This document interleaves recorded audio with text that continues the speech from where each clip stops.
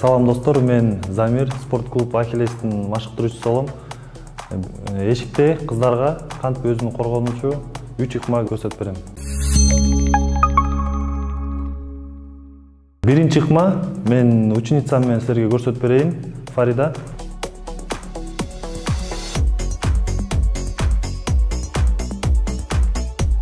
Биринчи ыкма силерге көрсөтүп берейин. Эшикте көбүнчө колдонуп отурган нерсе.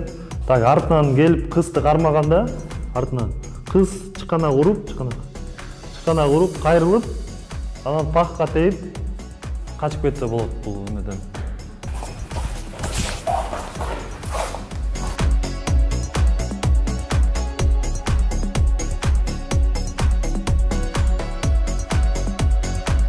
Экинчи ыкма көп балдар колдонот ушуну.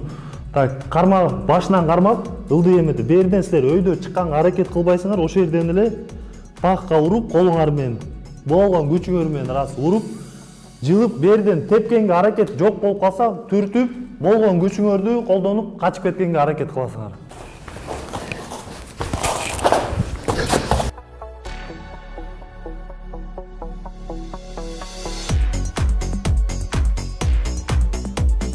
Үчүнчү ыкмада ондай колдонулат көбүнчө эшикте катуураак кармап кызды. Бул ыкмадан кантип чыгабыз? Бул ыкмадан, например, колун ылдый кылып, болушунча күчтүү таалуу жерге тийип, пахка тийип, качып кеткенге аракет кылабыз.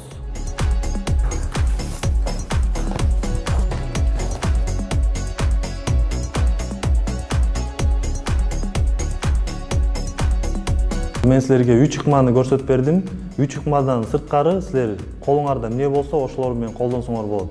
Например, ключ, телефон же сумкаңар, ушулар менен чаап, тийип, качканга аракет кыласыңар. Ушунун баарын үйрөнөм десеңер, спорт клуб Ахиллеске келгиле, силерди күтөбүз. Да жакшы нерселерди силерге үйрөтүп беребиз.